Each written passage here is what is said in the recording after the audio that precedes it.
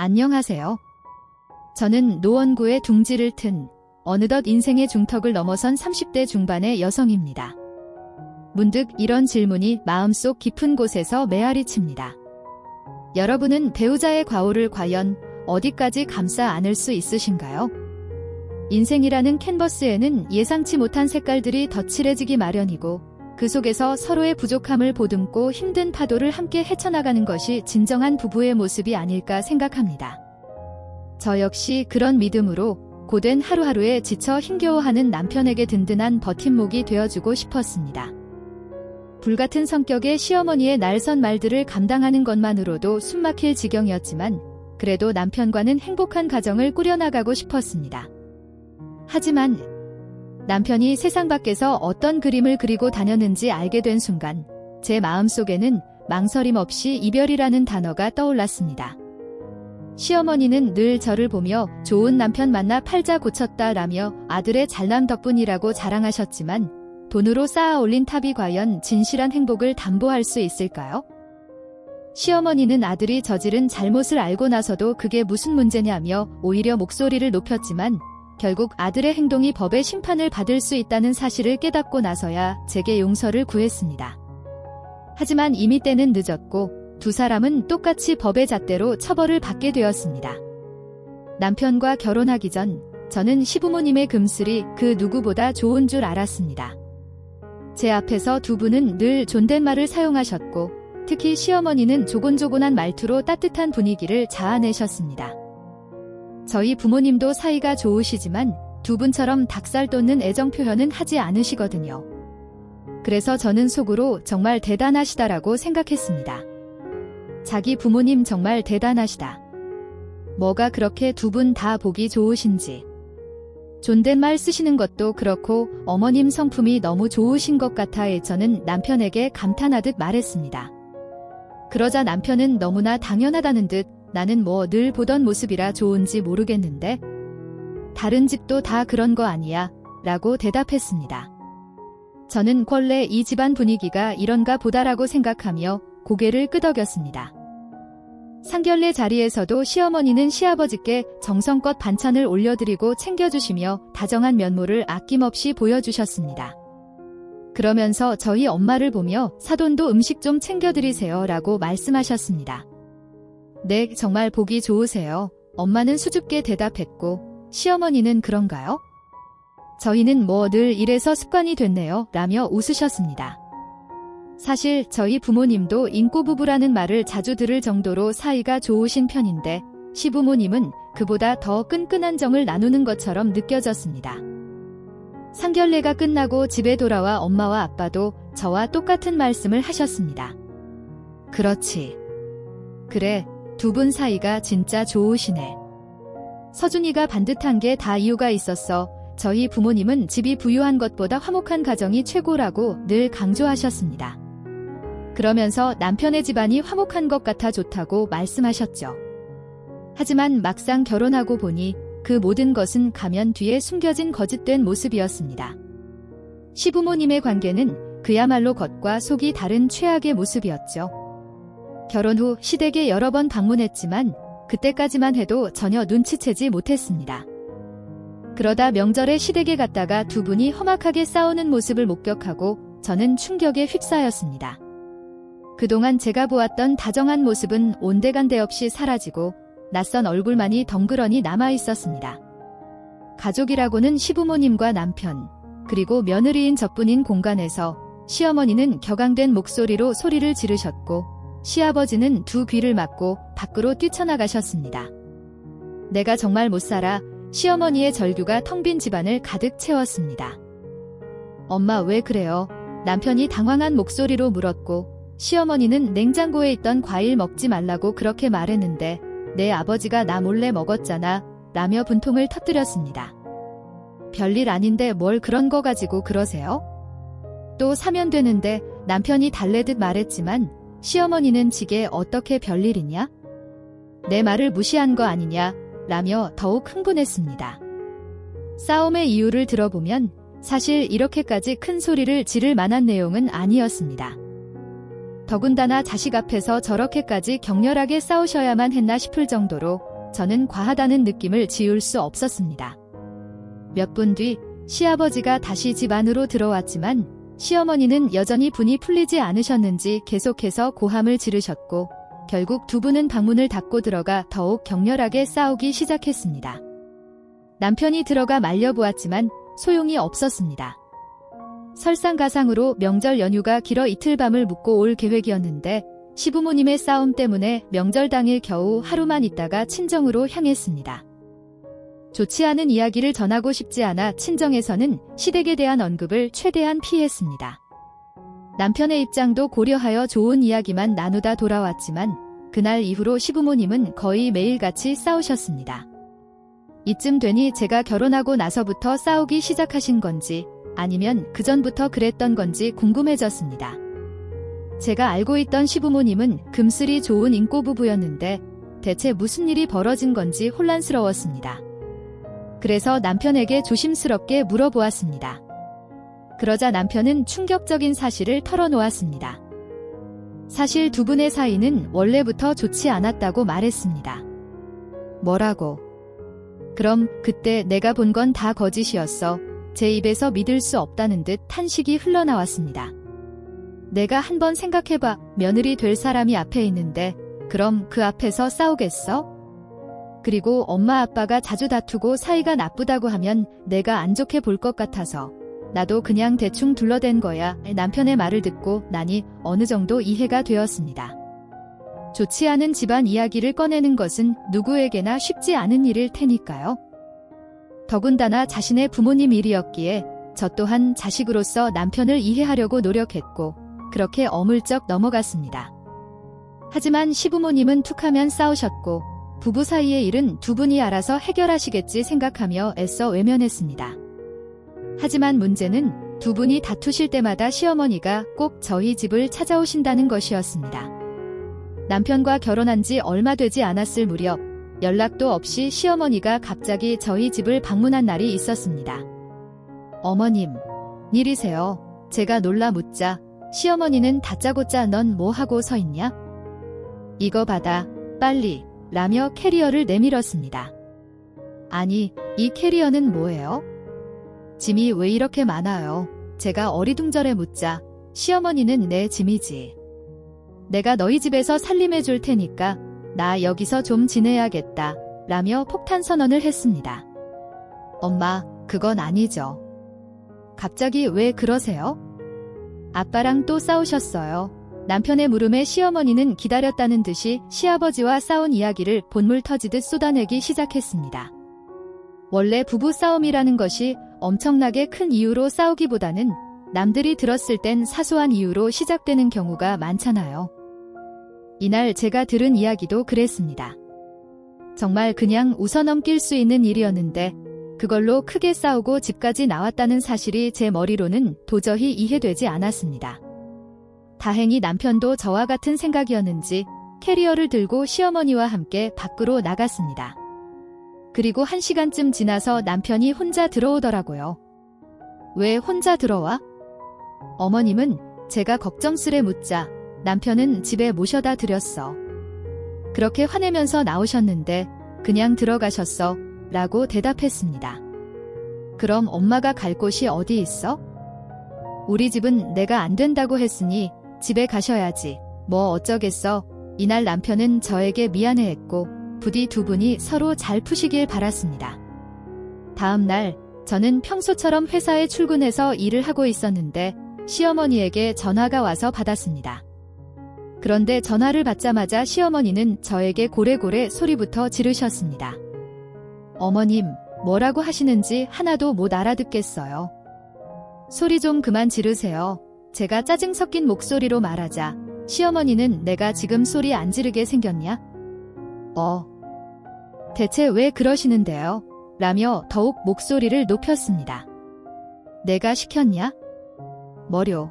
제가 되묻자 시어머니는 내가 내 아들 시켜서 나 내쫓으라고 한 거 아니냐고. 그게 아니면 어제 내 아들이 그렇게 나를 매몰차게 내칠 수가 있는 거야 라며 억울함을 호소했습니다. 저는 너무 기가 막혔습니다. 어머님도 어제 보셨잖아요. 어머님이 집에 들어오셔서 제가 서준 씨랑 둘이 대화할 시간이나 있었어요? 제가 어머님을 내쫓으라고 했다니 그게 무슨 말씀이세요? 하지만 시어머니는 끝까지 저 때문에 억지로 집에 들어갔다며 계속 악을 쓰셨습니다. 어찌나 목소리가 크신지 부서 직원들이 다 들을 정도로 시어머니는 저와 통화하는 내내 고함만 질러댔습니다. 더 이상 통화하고 싶지 않아 대충 이야기를 마무리하고 전화를 끊었는데 시어머니는 이번에는 황당한 내용의 문자를 보내왔습니다. 저희 집 현관 비밀번호를 알려달라는 내용이었습니다. 알려드리면 분명 아무 때나 불쑥 찾아오실 게 뻔했기에 저는 남편에게 바로 전화했습니다. 뭐? 엄마가 비밀번호를 알려달라고 했다고? 남편은 당황한 듯 되물었고 저는 등 발려주면 안 될 것 같아서 전화했어 라고 말했습니다. 그러자 남편은 내가 알아서 할게. 자기는 걱정 말고 얼른 일봐이 글쎄 내가 알아서 한다고. 그러니까 자기는 괜히 엄마한테 싫다. 안 된다. 이런 말은 하지 마. 그래봤자 엄마 화만 돋우니까 라며 제 걱정을 덜어주려고 했습니다. 다행이라고 해야 할지 남편은 그래도 알아서 잘 해결하겠다고 해서 믿기로 했습니다.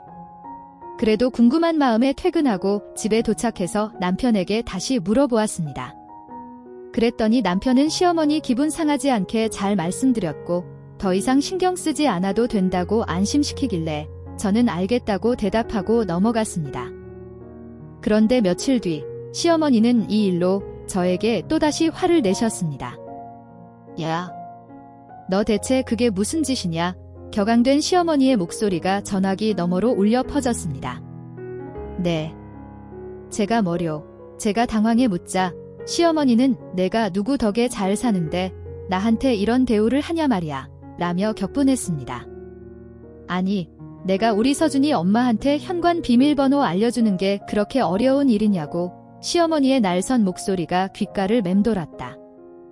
아, 어머니, 그건 이미 서준 씨가 잘 말씀드렸잖아요. 나는 조심스럽게 답했지만 시어머니는 아들 핑계는 대지도 말라며 쏘아붙였다. 내가 싫다고 한 거 아니냐? 안 그래? 잘난 우리 아들 만나 편하게 살면 감사한 마음을 가져야지. 어떻게 내 남편 엄마, 나를 이런 식으로 막대하냐, 응? 어머님의 말씀대로 남편은 분명 잘난 사람이었다. 나보다 돈도 잘 벌고 좋은 직장에 다니고 있었다. 하지만 어머님은 이미 그 모든 걸 아시면서 결혼을 허락하셨으면서도 툭하면 내 앞에서 남편의 연봉 이야기를 꺼내셨고 자기 아들처럼 잘난 남자를 잘 물어서 좋겠다는 말씀을 입에 달고 사셨다. 잘 만났다는 표현도 아니고 물었다는 표현이 거슬렸지만 어머님은 늘 내가 기우는 조건인 것처럼 말씀하셨다. 사실이니 그 부분에 대해 반박하지는 않았다. 다만 어머님이 나에게 말을 너무 함부로 하시는 부분이 있었다. 조심해달라고 몇 번이나 말씀드렸지만 그럴 때마다 어머님은 오히려 더 화를 내시고 심지어 욕설까지 퍼부으셨다. 그러니 내가 시댁에 자주 가고 싶은 마음이 생길 리 없었다. 작정하고 시댁과 거리를 두고 살면 그만이었지만 어머님은 아버님과 자주 싸우셨고 그럴 때마다 집에 있기 싫다며 우리 집으로 찾아오셨다. 나도 많이 참고 양보하며 어머님을 이해하려고 노력했다. 자식이 여러 명도 아니고 하나뿐이니 무슨 일이 있을 때 우리 집에 올 수는 있으나 그게 거의 매일이라는 건 문제가 됐다. 무엇보다 어머님은 아침이고 밤이고 연락도 없이 불쑥 찾아오셨고 오시면 며칠 동안만 있다 간다며 통보하듯 지내셨다. 어머님과 사이가 급속도로 나빠지고 나서 나는 시댁에 거의 연락하지 않았고 시댁에 가는 일도 거의 없이 지냈다. 그러던 어느 날 어머님이 느닷없이 찾아오셨고 현관문을 두드리시길래 남편이 문을 열어드렸다.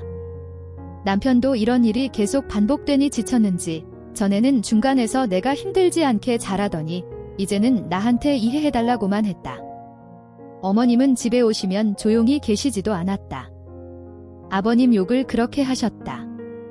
좋은 얘기도 아니고 다른 사람 욕하는 걸 듣기 좋아하는 사람이 어디 있겠는가?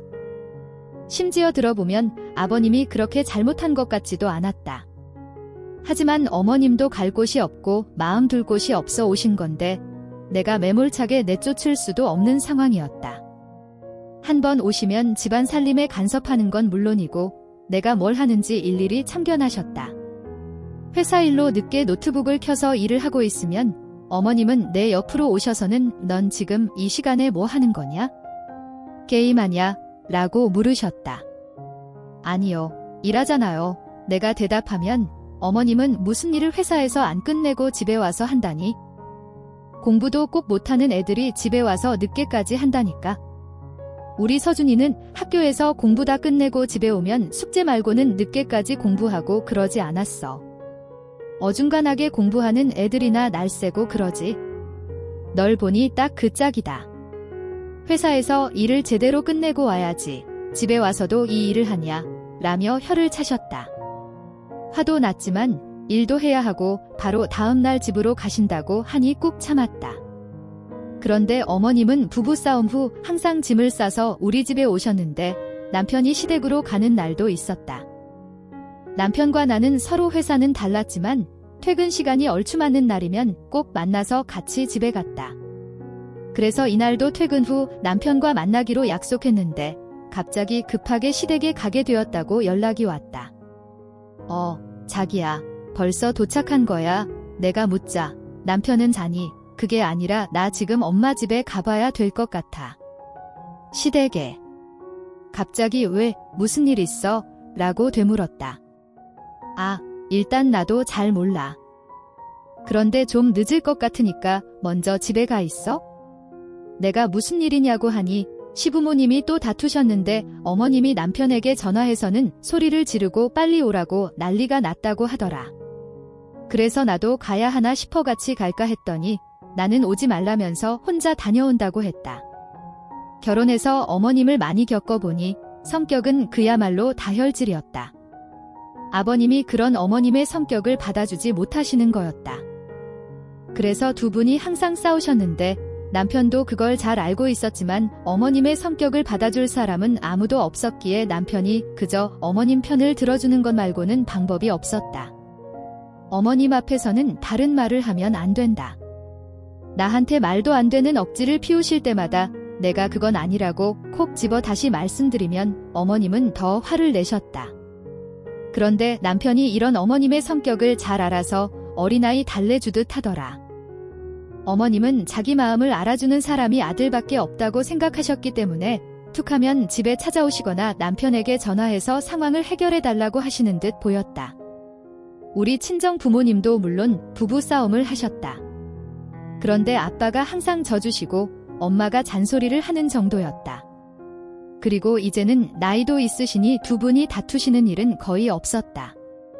아빠가 항상 먼저 웃으시니까 엄마도 더 화를 내지 못하시고 싸움이 아예 되지 않는 거였다. 그런데 시댁은 달랐다. 젊은 시절부터 두 분이 싸우시면 남편이 중재를 했던 모양이다.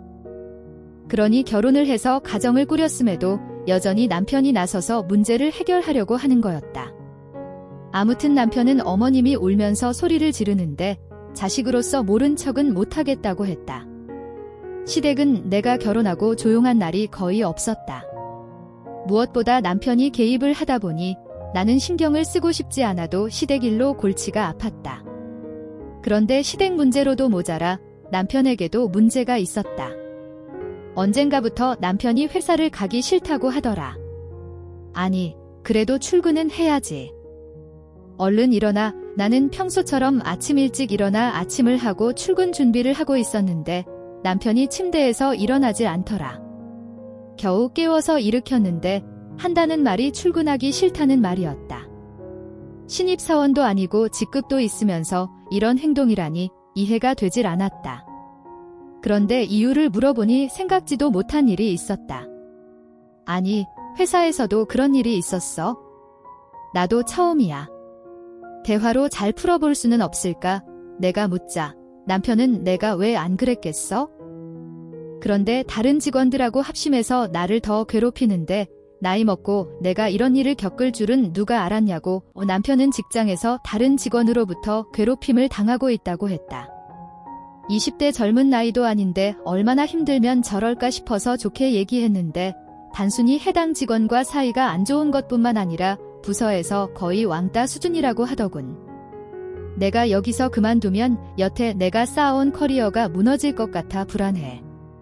출근하자니 사람들 보는 게 괴롭고 남편은 저런 말을 하며 눈물까지 보였는데 생각보다 심각해 보였다.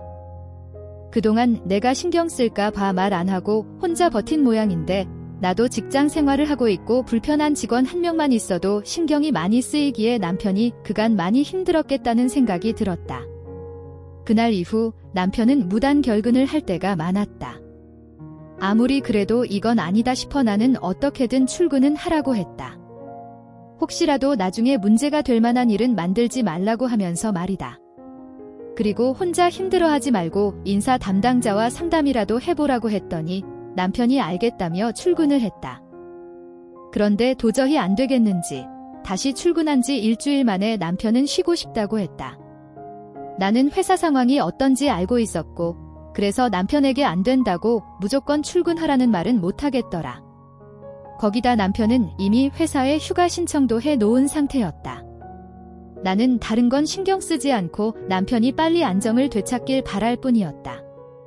회사 일도 잘 해결되길 바랐고요. 그럼 그 문제 직원은 어떻게 되는 건데? 다 부서로 가게 될 거래? 그럼 그 직원이 다른 부서로... 알겠어, 남편. 그 직원은 결국 다른 부서로 이동하게 될 거야? 자기가 원해서 출근하는 건 아니겠지? 아마도 그렇게 될 것 같아. 그 문제의 직원이 지금 이동을 거부하고 버티고 있는 데다 내가 같은 부서에서 그 얼굴을 마주하며 일하는 게 너무나 불편하다고 하소연했더니 회사에서는 휴가를 줄 테니 쉬면서 기다리라고 하더군. 남편도 그 말을 듣고 그런 줄 알고 있었지? 그러던 어느 날 친정에 갑작스러운 일이 터졌어. 집이 넘어갈 수도 있는 위기 상황이라 급하게 돈이 필요하게 된 거야. 평소에 웬만해선 자식들에게 손 벌리지 않으시는 부모님이 돈 얘기를 꺼내실 정도면 정말 다급하다는 뜻이었지. 친정 부모님은 다른 재산도 없으시고 무엇보다 집이 넘어가는 것만은 막아야 했기에 남편에게 조심스럽게 말을 꺼냈어. 여보, 혹시... 남편은 잠시 망설이더니 차가운 목소리로 대답했어. 그래? 그런데 어쩌냐? 너도 알다시피 나 지금 백수잖아. 내가 지금 무슨 능력이 있다고 누굴 도와? 내가 지금 누굴 돌볼 형편이나 돼 필요한 금액을 전부 다 해달라고 한 것도 아니었는데 남편은 단칼에 거절했어. 순간 서운한 마음이 들었지만 그런 감정을 따질 여유조차 없었어. 발등에 불이 떨어진 상황이었으니까. 그래서 나는 일단 내가 가진 돈을 샅샅이 털어드렸어. 결혼 전에 아빠가 미리 주신 재산이 있었는데 큰 돈은 아니었지만 그래도 소중하게 모아두었던 돈이었지. 혹시나 하는 마음에 쓰지 않고 이자가 높은 은행에 나눠서 예금을 넣어둔 상태였어. 거기다 결혼 전까지 회사 다니며 꼬박꼬박 모아두었던 월급까지 모두 끌어모아서 엄마에게 붙였어. 며칠 뒤 엄마에게서 전화가 왔어. 수화기 너머로 엄마의 떨리는 목소리가 들려왔지? 지영, 미안해. 부모로서 더 해주지는 못할 망정 오히려 자식한테 손이나 벌리고 무슨 염치로 이런 말을 해야 할지 모르겠다. 내가 보낸 돈으로 다 해결은 안 되겠지만 급한 불부터 끄게 돼서 정말 고맙다. 그런데 묘하게도 엄마에게 전화가 온 직후 시어머니에게서 전화가 걸려왔어. 여보세요. 내가 조심스럽게 대답하자 시어머니는 날카로운 목소리로 다그치듯 물었어. 너 혹시 너네 친정에 돈 해줬냐? 나는 당황한 목소리로 대답했지. 네. 그런데 어떻게 아셨어요? 시어머니는 더욱 날카로운 목소리로 쏘아붙였어. 내가 너희 일에 대해서 모르는 게 있는 줄 알아? 그런데 그 돈 어디서 났냐? 나는 솔직하게 말씀드렸어. 그동안 모아둔 돈으로 보내드렸어요. 그러자 시어머니는 목소리를 높여 윽박질렀어. 뭐? 내 돈? 감히 내 아들 돈 쓴 거면 가만 안 둔다. 나는 떨리는 목소리를 가다듬고 똑똑히 말씀드렸어. 제 돈 썼으니 걱정 마세요. 전화를 끊고 곰곰이 생각해보니 친정돈 문제는 남편에게만 이야기했는데 시어머니가 알고 있다는 사실이 이상하게 느껴졌어. 그래서 곧바로 남편에게 전화를 걸어 물었지. 여보, 왜 그랬어? 내가 어머님한테 말하지 말라고 했잖아. 남편은 태연하게 대답했어. 난 너 도와주려고 그랬지? 혹시 알아? 우리 엄마가 도와준다고 할지. 나는 어이가 없어서 목소리를 높였어. 여보, 사준씨, 내가 어머님하고 사이가 어떤지 당신이 제일 잘 알면서 그걸 얘기하면 어머님이 어떻게 나올지 전혀 예상 못했어. 남편은 오히려 나를 타박했어. 무슨 말이 그래? 우리 엄마가 뭘 어쨌다고 그래? 도와주려고 했더니 한다는 말이 기껏 그거냐? 너 나 지금 집에 있다고 무시하는 거야? 나는 억울한 마음에 소리쳤어. 그 말이 왜 나와? 내가 언제 당신 집에 있다고 뭐라고 했어? 남편은 더욱 흥분하며 따져 물었지. 그게 아니면 뭔데? 내가 다시는 도와주나 봐라. 시어머니라면 원래 저런 사람이니 또 저러는구나 하고 무시할 수 있었겠지만 남편까지 저 모양이니 속이 뒤집어지는 것 같았어. 하지만 남편이 집에 있고 싶어서 저러는 것도 아니니 차마 뭐라고 하지도 못했지. 며칠 뒤 작은 방 책상에서 우편물 하나를 발견했어. 봉투에 남편 이름이 또렷하게 쓰여 있었는데 왠지 모르게 불길한 예감이 들었어. 무심코 봉투를 뜯어 내용을 확인해 보니 남편에게 출석하여 조사를 받으라는 내용이었어. 누군가가 남편을 고소했다는 건데 도대체 무슨 일인지 가늠조차 할 수 없었지. 나는 곧바로 남편에게 우편물을 내밀며 물었어. 여보, 이게 뭐야? 뭔데? 남편은 짜증스러운 표정으로 우편물을 낚아채며 소리쳤어. 아, 씨, 왜 남의 물건에 함부로 손을 대? 우리 우편물은 서로 안 보기로 했잖아. 나는 당황한 채로 대답했지. 아, 미안한데 책상 위에 덩그러니 놓여 있었고 이미 개봉된 상태였어. 그런데 이거 대체 뭐야? 당신 고소당했어? 남편은 마지못해 대답했어. 아, 몰라도 돼. 내가 알아서 할 거야. 나는 불안한 마음에 따져 물었어. 아니, 알아야겠는데. 도대체 무슨 일인데 그래? 남편은 자기를 괴롭혔다는 직원이 적반하장으로 자기를 고소한 거라고 퉁명스럽게 말했어. 뭐라고? 아니, 어떻게 사람이 그래? 자기가 잘못해놓고 피해 입은 당신을 고소했다고? 나는 분노하며 말했어. 내가 알아서 할 거야. 나도 나가서 똑바로 진술할 거니까 너무 걱정하지 마. 하지만 남편은 어딘가 석연치 않게 얼버무렸어. 억울하게 고소까지 당했다면 저렇게 조용히 있을 리가 없는데 나에게 말하는 것도 그렇고 왠지 모르게 무언가를 숨기는 것처럼 보였지? 물어봐도 속 시원하게 말해주지 않고 해당 우편물도 버렸는지 그날 이후로 보이지 않길래 나는 며칠 뒤 큰 결심을 하고 남편의 회사로 직접 찾아갔어. 물론 남편에게는 미리 알리지 않았지. 그리고 곧바로 인사과로 가서 자초지정을 설명하고는 대체 어떻게 된 일인지 낱낱이 물었어. 그런데 인사과에서 들은 이야기는 남편이 나에게 말한 것과는 완전히 딴판이었어. 그날 회사에서 한참 동안 이야기를 듣고 나온 나는 너무나 큰 충격에 휩싸였어. 남편이 말한 대로 같은 부서 직원과의 문제가 있는 건 맞았지만 그것 말고도 차마 입에 담기조차 힘든 추접스러운 일들이 더 있었다는 거야. 남편은 회사 일을 핑계로 집에서 쉬는 동안 팔자 좋게 놀러 다녔는데 마음의 안정이 필요하다며 낚시를 즐겼다는 거야. 매일 아침 출근하는 나보다 더 바쁜 사람이 바로 남편이었던 거지.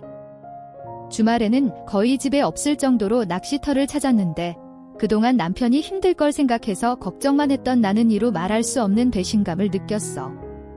처음에는 시부모님이 아시면 속상해하실 것 같아서 남편의 말만 믿고 묵묵히 기다렸어. 자기 아들이 회사에서 따돌림 당하고 힘든 시간을 보내고 있는데 그런 이야기를 일부러 시댁에 가서 할 필요는 없다고 생각했지. 게다가 시어머니와 나는 이미 사이가 나빠질 대로 나빠진 상황이어서 솔직히 연락할 생각조차 하지 않았어. 하지만 남편이 밖에서 무슨 짓을 하고 다녔는지 알게 된 나는 도저히 용서할 수 없었어. 이건 대화로 풀고 말고 할 문제가 아니었지. 시어머니는 아무것도 모른 채 툭하면 나에게 전화를 해서 무슨 돈으로 친정에 돈을 보냈냐고 따지듯 물을 때가 많았고 심지어 자기 아들 돈 10원 하나라도 들어간 게 확인되면 각오하라는 협박까지 서슴지 않았어. 처음에는 막무가내로 우기는 시어머니 때문에 나도 열받아서 똑같이 따지고 화를 내기도 했지만 이제는 그저 허탈한 웃음만 나올 뿐이었지. 그로부터 얼마 뒤 친정에서는 다행히 문제가 잘 해결되어 부모님이 고맙다는 연락을 해오셨어. 내가 필요한 돈을 전부 다 해드리지는 못했지만 그래도 큰 도움이 되었다고 하시면서 말이야. 친정일이 해결되고 나니 그 다음은 남편, 아니 시댁과의 문제가 남아있었어. 시어머니는 내가 끝까지 아니라고 해도 도저히 믿을 수 없다는 태도를 고수했지. 어느 날 시어머니에게서 다시 전화가 왔어. 나는 한숨을 쉬며 전화를 받았지. 이제 그만하세요. 시어머니는 날카롭게 쏘아붙였어. 뭘 그만해? 내 친구 며느리 보니까 자기 아들이 벌어온 돈으로 명품을 사고 친정에 돈을 빼돌리고 난리도 아니라더라. 나는 그런 꼴 절대 못 봐. 우리 아들이 순진해서 너한테 홀랑 재산 다 뺏기는 꼴은 절대 못 본다. 그러면서 시어머니는 당장 찾아오겠다고 으름장을 놓았어. 나는 체념한 듯 대답했지. 그러세요. 오세요. 저도 보여드릴 게 있으니까요. 퇴근 후에 집에 갔지만 아직 시어머니는 도착하지 않았고 남편은 깊은 잠에 빠져 있었어. 전날 낚시를 갔다가 새벽 늦게 들어왔으니 피곤할 만도 했지. 나는 일부러 깨우지 않았어. 어차피 스스로 일어나게 되어 있었으니까. 회사에서 저녁도 먹고 왔고 샤워를 하고 옷을 갈아입고 소파에 앉아 잠시 숨을 고르고 있을까 하던 그때 시어머니가 들이닥쳤어. 내가 이렇게 표현한 이유는 시어머니가 현관에서부터 정말 공격적인 얼굴을 하고 씩씩거리며 들어왔기 때문이야. 문을 열자마자 시어머니는 득달같이 달려들어 소리쳤어. 너네 친정 어떻게 했냐? 솔직하게 말해. 딴소리하지 말고. 나는 침착하게 대답했지. 이미 여러 번 있는 그대로 말씀드렸잖아요.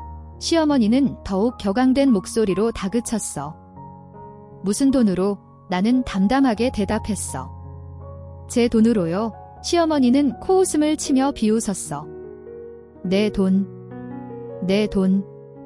결혼해서 내 아들하고 살면서 내 돈이 어디 있어? 우리 아들이 너보다 훨씬 더 많이 버는데 그거 우리 아들 돈 아니야. 시어머니는 이때까지도 자기 아들이 백수가 되어 놀고 있다는 사실을 까맣게 모르고 있었던 거야. 나는 차분하게 대답했지. 어머님 아들이 저보다 돈 잘 버는 건 저도 아는데요. 저 사준 씨 돈 쓰지 않았어요. 그러자 시어머니는 갑자기 내 머리채를 움켜잡았어. 그동안 함부로 말을 하고 나에게 욕설을 퍼붓기도 했지만 내 몸에 직접 손을 댄 적은 없었기에 나 역시 너무나 당황했어. 시어머니는 악에 바친 목소리로 쏘아붙였어. 다시 말해봐. 뭐, 내 돈. 바로 그때 거실에서 한바탕 소란이 일어나자 방에서 자고 있던 남편이 깜짝 놀라 일어나 나왔어. 그리고 이 끔찍한 광경을 목격하고는 경악한 표정으로 내 머리카락을 움켜쥔 시어머니의 손을 떼어놓으려고 안간힘을 썼지. 엄마, 왜 이래요? 말로 해요. 말로. 시어머니는 격렬하게 저항하며 소리쳤어. 얘가 내 돈 쓴 거 맞지? 너 혹시 얘한테 통장 맡겼냐? 아니지. 남편은 어쩔 줄 몰라 하며 대답했어. 무슨 돈이요? 알았으니까 통장은 놔요. 좀. 애원하듯 말했지만 시어머니는 더욱 억세게 통장을 움켜쥐고 놓아주지 않았어. 심지어는 머리채를 잡아 흔들기까지 하는 통에 나는 옆으로 고꾸라졌고 바닥에는 잘린 머리카락 한 웅큼이 뒹굴었지. 매서운 눈빛으로 시어머니는 쏘아붙였어. 솔직히 말해. 내가 우리 아들 돈 훔쳐서 친정에 퍼줬지. 엄마, 아니라니까요. 제가 몇 번을 말해요. 나는 격하게 항변했지만 시어머니는 싸늘하게 잘라 말했어. 넌 가만히 있어? 세상 물정을 몰라서 그래? 순진한 척은. 나는 정신을 가다듬고 방으로 들어가 미리 준비해둔 서류 몇 장을 들고 나왔어. 그리고 바닥에 펼쳐놓았지? 이게 뭐냐? 시어머니가 퉁명스럽게 물었어. 보시면 아시잖아요. 나는 떨리는 목소리로 대답했어. 이거 통장 내역이잖아. 이걸 왜 프린트했어? 어머님께서 하도 억지를 부리시니까 직접 보시라고요. 자, 보세요. 여기 어머님 아들 돈 있는지 보시라고요. 나는 통장 내역을 가리키며 소리쳤어. 시어머니는 미심쩍은 표정으로 서류를 들여다보더니 갑자기 눈을 크게 뜨며 외쳤어. 잠깐만. 이거 뭐야? 이혼 서류. 시어머니는 남편 서준이를 쏘아보며 다그쳤어. 서준아, 이게 왜 여기에 있어? 뭐냐고. 한글 몰라. 이혼 서류지 뭐야. 나는 더 이상 참을 수 없어 쏘아붙였어. 난 너 같은 인간하고 못 살아. 얘야, 갑자기 왜 그래? 내가 집에서 논다고 그러는 거야. 서준이는 당황한 기색을 감추지 못하며 물었어. 아니, 잠깐만. 집에서 놀다니. 서준아, 너 회사 그만뒀니? 시어머니는 충격받은 표정으로 아들을 바라봤어. 서준이는 머뭇거리며 대답했어. 아, 그게 엄마 싫으니. 얘기가 좀 길어요? 이날 거실 바닥에 펼쳐놓은 서류는 통장 내역만이 아니었어. 이혼 서류와 남편 서준이가 그간 회사에서 저지른 일들에 대한 내용이 적힌 종이도 함께 있었지. 그렇게 잘난 시어머니 아들이 여태 백수로 지낸다는 사실을 알고나 있을까? 생활비를 안 준 지 오래됐다는 것도? 저보다 돈 잘 벌면 뭐 하는데요? 어차피 생활비는 똑같이 내서 생활했고 월급 통장 저한테 맡긴다고 했지만 주지 않길래 저도 굳이 달라고 하지 않았어요. 그런데 그마저도 백수가 되니 저한테 생활비를 안 주더라고요. 나는 분통을 터뜨렸어. 아니, 그럼 저 이혼 서류는 뭐냐? 내 아들 집에서 논다고 이혼한다는 거야? 그게 말이 돼?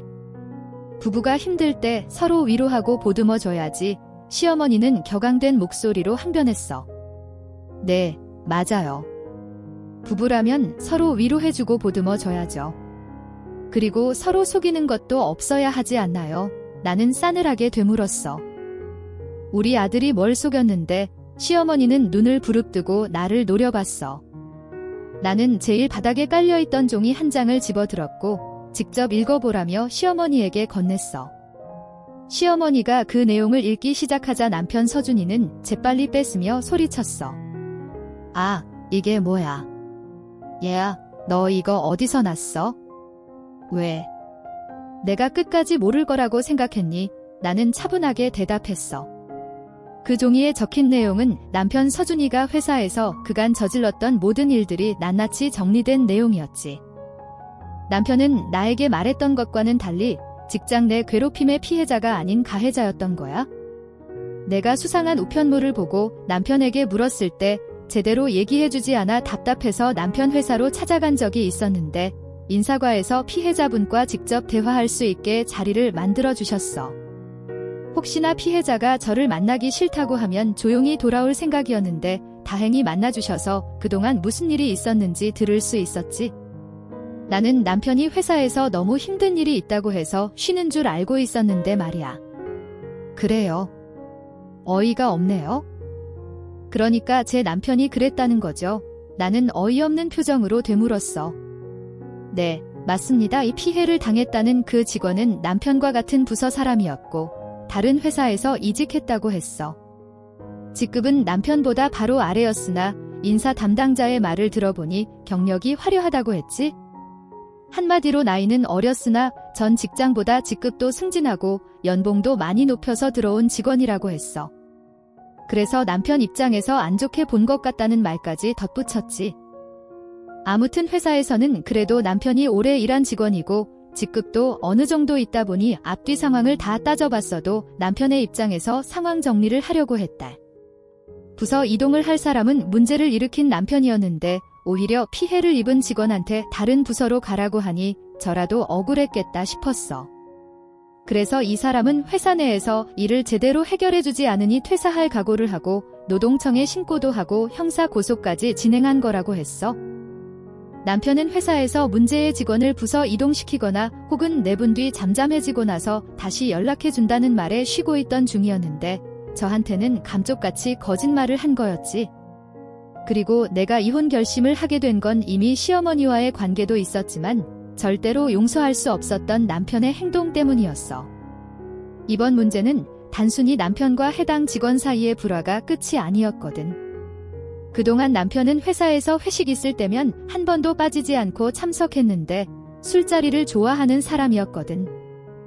그래도 술 마시고 인사불성이 된 적도 없고 집까지 무사히 잘 들어와서 크게 걱정하지 않았는데 부서 회식날 피해자인 해당 직원이 술을 마시게 되면서 그의 아내가 대신 데리러 온 적이 있다고 했어. 남편이 그걸 알고는 여기까지 왔으니 들어와서 인사하고 가라고 했다고 합니다. 그래서 어려운 일도 아니고 해서 자기 아내에게 술집 안으로 들어오게 해서 인사를 시키고 먼저 나가려고 했는데 남편은 자기 옆에 해당 직원의 아내를 앉히고 술을 따르게 하고 불필요한 터치도 있었다고 했습니다. 그때 제가 회사에 이직해서 들어온 지 얼마 되지도 않았고 괜히 회식 분위기를 망칠까 싶어 제 아내를 데리고 빨리 나가려고 했어요. 그리고 그날은 강 과장님이 술을 좀 마신 상태여서 취해 그런 거겠지 싶어 조용히 넘어갔습니다. 그런데 그날 이후로 저한테 다른 직원들이 다 보는 자리에서 모욕감을 줄 때가 많았고 일 처리에 아무 문제도 없었는데 괜히 트집을 잡을 때가 많았어요. 거기까진 저도 어떻게든 참을 수 있었습니다. 그런데 나중에 알고 보니까 밖에서 따로 제 아내를 불러냈더라고요. 제 남편이요. 나는 떨리는 목소리로 물었어. 네, 강 과장님이 제 아내 연락처는 어떻게 알았는지 따로 만나자고 했고 제 아내는 아무래도 저한테 직장 상사니까 혹시나 저한테 불이익이 갈까 싶어 시키는 대로 했다고 하더라고요.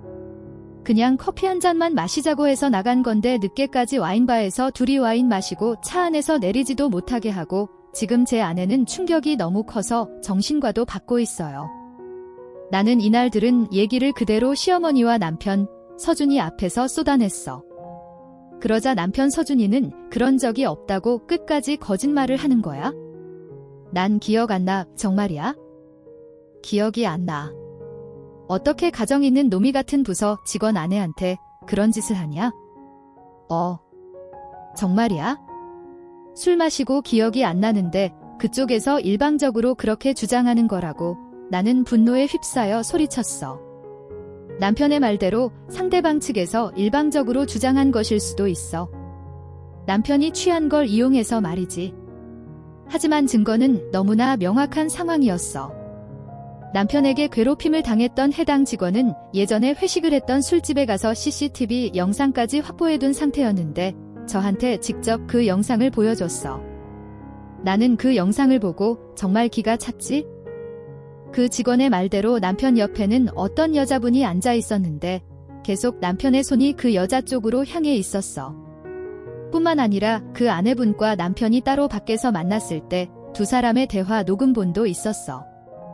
혹시나 싶어 그 아내분이 녹음기를 가지고 만났더라고. 나는 남편을 쏘아보며 물었어. 이게 다 사실이야? 서준이 너 똑바로 말해봐. 서준이는 당황한 표정으로 엄마를 쳐다보며 웅얼거렸어.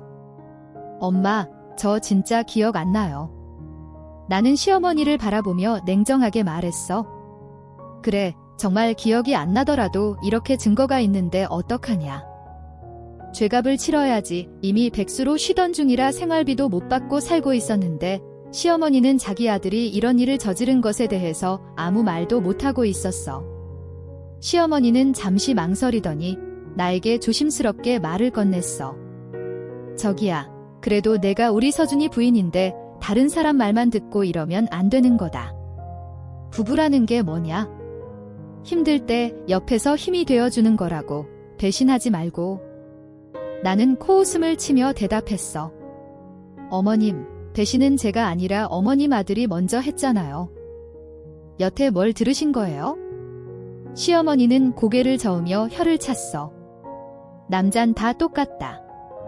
술 있고 여자 있으면 다 저런다고.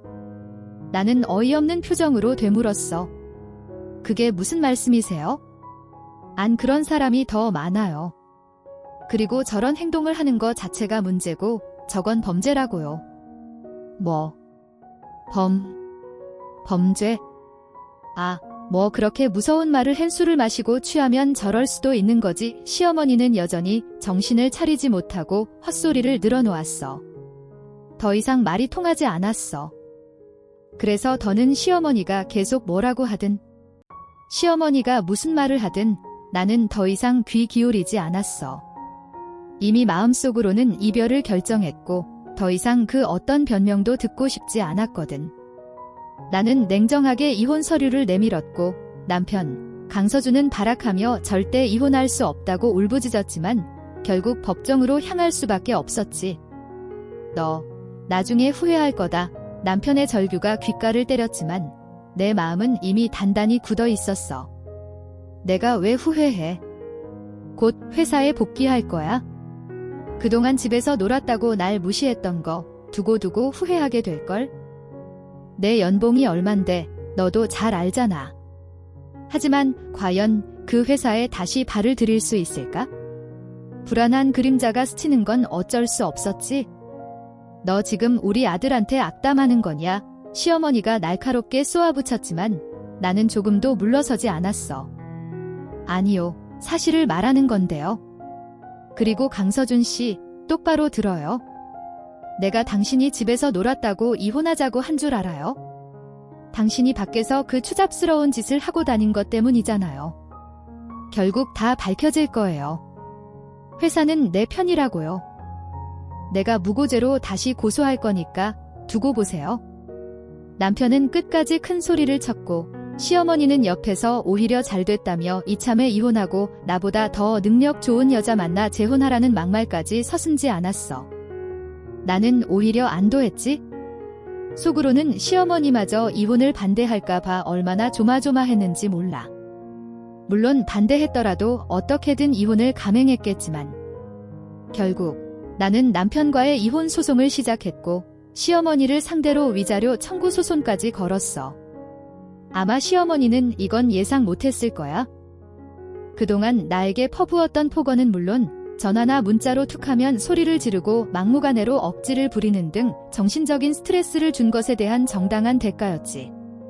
무엇보다 시어머니에게 머리채를 잡히고 넘어졌을 때 다친 것에 대한 진단서까지 확보해둔 상태였으니 이 정도면 충분히 혼인 해소의 이유가 될 수 있다고 변호사는 말했어.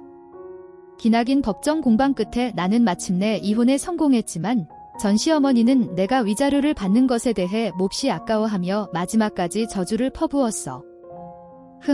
그 돈 받고 잘 살 줄 알지? 우리 아들 곧 복직할 테니까 두고 봐라. 다시 돈 잘 벌고 잘 나가면 그때 가서 그냥 참고 살 걸 후회할 거야. 나는 코웃음을 쳤어. 그건 어머님 망상이시고요. 왜요?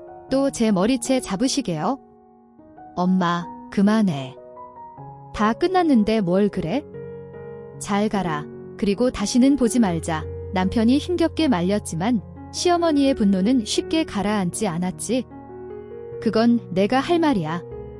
제발 부탁인데 다시는 내 앞에 나타나지 마. 세상에 아름다운 이별은 없다고 했던가. 전 남편과 나는 서로에게 좋은 말 한마디 건네지 못한 채 갈라서고 말았어. 하지만 이게 전 남편과의 마지막 만남이 아니었다는 게 문제였지. 이혼 후 나는 친정 근처로 이사했고 혼자가 된 삶은 더없이 홀가분하고 자유로웠어. 다시는 그 집 사람들을 보고 싶지 않았고 볼 일도 없을 거라고 믿으며 지냈지.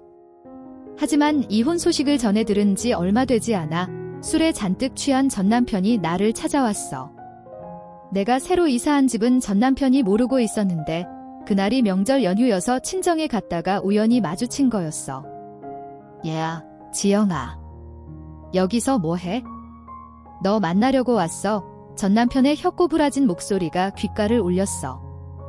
그런데 그 꼴이 뭐야? 내가 남자답게 할 말이 있어서 왔다.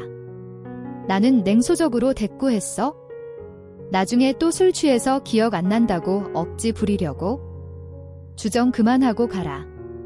그렇게 전 남편을 뒤로하고 돌아서려는데 갑자기 내 앞으로 뛰어와서는 대뜸 무릎부터 꿇는 게 아니겠어?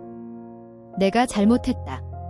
뭘, 어이가 없어서 되물었지. 그건 실수였어. 정말 술에 취해서. 또 그 얘기야. 내가 왜 당신 얘기를 들어야 하는데? 우리 이혼했어. 벌써 까먹었어? 알아. 이제 남이니까 이렇게 찾아온 거 아니야? 그거 해명하려고 온 건 아닌 것 같은데, 뭐. 사실, 나는 전 남편에게 피해를 입었던 해당 직원으로부터 얼마 전 연락을 받았었어. 예전에 전 남편 회사에 찾아갔을 때 명함을 주고받았는데 아무래도 그 당시에는 전 남편과 내가 부부 사이였고 일이 어떻게 진행되는지 알고 싶어 연락을 달라고 했었거든. 그런데 판결이 나왔다면서 나에게 문자 하나를 보내왔고 그걸 통해 전 남편이 현재 어떻게 지내는지 대충 짐작할 수 있었지. 전 남편 회사에서는 어떻게든 그를 감싸주려고 애썼지만 성추행 관련으로 고소를 당한 사실이 알려지자 결국 회사에서 해고 처분을 내렸다고 해 무고죄로 고소한다고 큰소리쳤던 전 남편은 확실한 증거 앞에서 감히 고소장을 제출할 엄두조차 내지 못했다고 하더군. 그러니 전 남편이 술에 취해 나를 찾아온 이유는 그저 아쉬움 때문이었을 거야. 자신의 상황이 곤경에 처하게 되자 다시 재결합해서 편안하게 살고 싶은 마음이 간절했던 거겠지? 그런 거 아니야. 내 앞에서 정말 맹세하는데 나는 그런 나쁜 짓 한 적 없어. 용서받고 너랑 다시 처음부터 잘해보고 싶었다고. 나는 비웃음을 터뜨렸어. 내 말대로 회사에서 그 피해 직원을 내쫓고 당신을 다시 받아줬다면 당신이 여전히 높은 연봉을 받으며 그 회사에 잘 다니게 됐더라도 나를 다시 찾아왔을까? 내 말에 전 남편은 순간 아무 말도 하지 못했어. 역시 사람은 고쳐 쓰는 게 아닌가 봐의 지영아. 그런 얼굴 하지마. 소름 돋으니까. 그리고 그렇게 능력 좋으면 다른 회사에서 알아봐서 이직하면 되잖아. 내 앞에서 그렇게 돈 잘 번다고 큰소리 쳤는데 어디든 당신 하나 받아주는 회사 없겠어? 하지만 회사에서 이런 일로 해고를 당했으니 다른 회사로 다시 이직하는 건 결코 쉬운 일이 아니었지. 그걸 전 남편도 이미 잘 알고 있었을 거야. 그날 나는 전 남편에게 인생 그렇게 살지 말라고 충고했고 그 피해 직원의 아내가 아직도 치료를 받고 있다는 사실을 상기시키며 진심으로 사과하라는 말까지 덧붙였어. 내 말에 눈물을 글썽이며 터벅터벅 걸어가는 그의 뒷모습은 안쓰럽기보다는 정말 찌질해 보였어. 그날 이후 나는 전 남편을 다시는 보지 못했어. 아마 다음 날 술이 깨고 나서 엄청나게 창피했겠지? 하지만 나는 더 이상 신경 쓰지 않기로 했어. 이제부터는 내 인생에만 집중하기로 마음먹었거든. 나는 이상한 집에서 벗어나 혼자서도 잘 지내고 있고 친정과도 가까워 자주 부모님과 시간을 보내고 있어. 그리고 예전에 아빠에게 드렸던 돈도 모두 돌려받았어. 큰 액수도 아니고 다시 받을 생각으로 드린 것도 아니었는데 엄마나 아빠는 내가 다시 받아야 마음이 편하다고 하셔서 어쩔 수 없이 받았지. 현재 나는 아주 마음 편하게 지내고 있어. 전 남편과 사는 동안에는 전 시어머니가 툭하면 소리를 질러대는 통에 가슴이 두근거릴 때가 많았는데 지금은 내 주변에 그런 사람이 없어서 마음의 안정을 되찾았어. 앞으로도 나는 마음 편히 내가 하고 싶은 일을 하면서 이렇게 지내고 싶어. 매일 특별한 일이 있어야 하는 것보다 평범하지만 아무 탈 없는 하루하루가 얼마나 소중한지 이제야 깨달았거든. 그럼 제 이야기는 여기서 마칠게요. 끝까지 들어주셔서 감사하고 여러분들의 인생도 아무 탈 없이 행복한 날들로 가득하길 진심으로 바라겠습니다.